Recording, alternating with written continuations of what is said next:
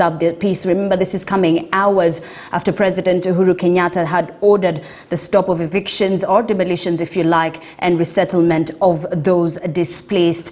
Now, moving away from that, American fast food restaurant chain Kentucky Fried Chicken, also known as KFC, has a right to set its own standards, but it can also choose to collaborate with stakeholders to source potatoes from local farmers. This is according to the Kenya Bureau of Standards, also known as KEBS, Managing Director Bernard Njiriaini. KFC was trending for the better part of this week after it paused selling chips over potato shortage. Kenyans ourselves, we must start appreciating our local content, be more patriotic, like our product as well, and appreciate them. We cannot also, again, because as KEBS, we are facilitator of trade. And as a facilitator of trade, we have to of course, encourage, cross-border trade. If KFC feels that they will sustain their brand through a specific, characteristic of, whatever they are importing, we may not be able to deter them or block them. So essentially, this is a question of, the taste and preferences of the people and the consumers. But generally, potatoes that are produced in Kenya meet the standards, and whatever is coming from outside is measured or tested against our local standards. I would want to urge KFC to probably consider the varieties that we have within the country to boost our farming activities. All right, let's now head to Naivasha, where I understand IEBC are currently giving an update on the election preparedness. Wafula Chebukati, the chairman, is currently speaking. Let's cross over and listen. Of November 2021, where a total of 1,519,294 eligible Kenyans were registered as voters out of the targeted 6 million new voters. This time round, we shall roll out enhanced continuous voter registration phase 2 following receipt of additional funding from the National Treasury, and this exercise will take place from 17th of January this month to 6th of February next month. And this will be the second and final phase of the enhanced continuous voter registration in preparation for the general elections. The ECVR Phase 2 offers another opportunity to eligible Kenyans who missed ECVR Phase 1 to register as voters, transfer polling station, or change their particulars. The Commission is targeting to register the remaining 4.5 million of these voters. We therefore appeal to Kenyans eligible to register as voters, and especially the youth who have attained the age of 18 years, to take advantage of this opportunity. And to the youth, we say it's your constitutional right to register and vote in your vote for your preferred leaders come the 9th of August 2022. Another activity we shall be engaged in is Diaspora voter registration. The Commission is determined to progressively actualize the right of Kenyans living outside the country, that's the diaspora, to participate in general elections in accordance with Article 82 of the Constitution. The right of Kenyans to register as citizens residing outside Kenya or conduct elections outside Kenya shall be based on the presence of a Kenyan embassy, High Commission or consulate, and this is in accordance with Regulation 34.2 of the Election Regulations, Registration of Voters Regulations 2012. ECVR2 will also augment the right to register as a voter for Kenyans living in diaspora, and in addition to Burundi, Tanzania, Rwanda, Uganda, South Africa, which participated in 2017 general election, the Commission will extend diaspora voting to cover 7 more countries, namely the United Kingdom, Canada, the United States, South Sudan, Qatar, the United Arab Emirates, and Germany. The voter registration for citizens residing outside Kenya will start on 21st of January 2022 and end on 6th of February 2022. Voter registration will be conducted during the official working hours at the Kenyan embassies, high commissions, and consulates in the respective countries. The Commission will use biometric voter registration, that's BVR kits, to capture biometric and biographic data or details of the voters. The Commission will avail a BVR kit at the Commission will also avail a BVR kit at our headquarters and Mombasa Towers in Nairobi to enable voter registration services to eligible diaspora citizens who will have traveled to Kenya during the registration period. Let me repeat that. The Commission will avail a BVR kit at the anniversary towers for Kenyans who may be here and live abroad to come and register, and that will enable them to vote when they are outside the country. Kenyan citizens residing outside Kenya who apply for registration as voters must fulfill the following conditions: produce a valid Kenyan passport, be of 18 years of age and above, and present their identification document to the registration officer stationed at the designated registration center. However, Kenyans residing within the East African community may use their identity card as proof of their citizenship to register. Uganda, Tanzania, Rwanda, Burundi, and South Sudan, they can use their identity card. During this ECVR2, a voter previously registered in Kenya but wishing to vote in diaspora should visit their preferred registration center in the diaspora to change their voting station. Similarly, those who had previously registered in the diaspora but wish to vote in Kenya should visit the IEBC constituency offices in the country and change to their preferred constituencies. But it's important to note that a registered voter in diaspora will only be voting for a presidential elective position. But if they elect to change to Kenya, then they can vote for all the 6 positions.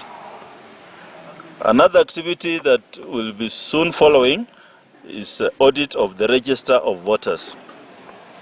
And this is provided for in Section 8A of the Elections Act, that requires the Commission to at least 6 months before the date of a general election to engage a professional, reputable firm to conduct an audit of the register of voters for the purpose of verifying the accuracy of the register, recommending mechanisms of enhancing the accuracy of the register, and updating the register.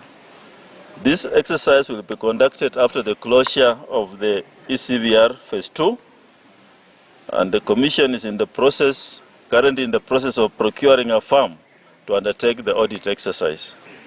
The engaged firm shall give a report within 30 days, and the Commission shall thereafter implement the audit report recommendations 30 days thereafter. Another activity that will follow the audit is inspection and verification of the register of voters.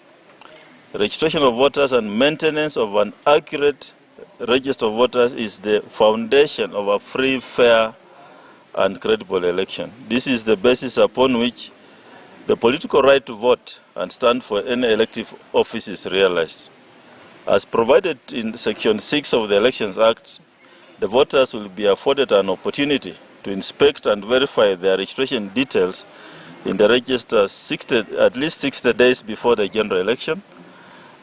And this exercise is scheduled to take place in line with our election operation plan, and the whole basis is to promote transparency and accountability in the electoral process. Another activity we have completed is the political parties nomination rules. The Commission has a constitutional mandate to regulate the process by which political parties nominate candidates for elections. The Elections Act 2011 requires political parties to nominate candidates as per their party constitutions, as per their party constitution and nomination rules. The Commission has a statutory duty to approve the said nomination rules in order to clear political parties to participate in the general election. As now the Commission has approved nomination rules of 82 political parties to participate in the 2022 general election. And we have attached a list here for you in case you want to go through it. We shall share it with you after this. There are 83 fully registered political parties in Kenya, and 82 of them gave us their details, and we have approved them. There's only one party was non-responsive and is known as the Alliance Real Change Party. It was non-responsive. Another activity which we want to comment on is public officers seeking elective positions. As per the provisions of the Elections Act 2011, public officers who are interested to contest in the 2022 general elections should vacate office by the 9th of February 2022, which is 6 months to the general election. However, in 2017, the Employment and Labor Relations Court sitting at Kericho declared Section 43(5) of the Elections Act requiring public officers to quit office 6 months to election as unconstitutional for being discriminative, null and void. However, the Court of Appeal sitting in Nyeri stayed the judgment of the Employment and Labor Relations Court of Kericho, pending the hearing and determination of an appeal filed in that court. This appeal to the Court of Appeal is yet to be heard. Further, on 21st of December 2021, the Employment and Labor Relations Court sitting at Nairobi granted expert interim orders restraining IEBC from barring any public officer from vying for any elective seat in the general election scheduled for 9th of August 2022, unless they resign from office on or before 9th February 2022, or as otherwise directed by the court. The court also granted orders of stay of the operation of this section pending inter partes hearing on 24th of January 2022. The Commission has since brought to the attention of the High Court in Nairobi the subsisting orders of stay of the Court of Appeal pending determination of the appeal against the judgment of the Employment and Labor Relations Court filed in which was heard in Kericho. We have brought the attention of the Court the Court of Appeal matter, and the matter in Nairobi will come for mention on 24th of January 2022, and the Commissioner awaits directions from the High Court on that particular day.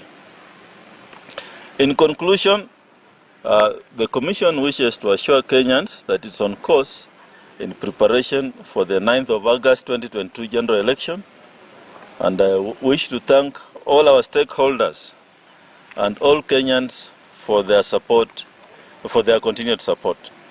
The Commission is alive to the significant role played by stakeholders in the general election process, and assures Kenyans that it shall continue to engage all relevant stakeholders within the confines of the law. And to all fellow Kenyans, we must always remember our collective responsibility to ensure a peaceful, free, fair, transparent general election come August 2022. God bless you and God bless Kenya. Thank you. That is a statement from the Commission as to the current state of affairs. Thank you. Yes, you have some questions? Yes, we have some questions. Yeah, please go on. I have a question. What happened to the technology tender? And then you have just advertised for the CEO. Is it too late to have a CEO 6 months before the elections? So we deal with one by one.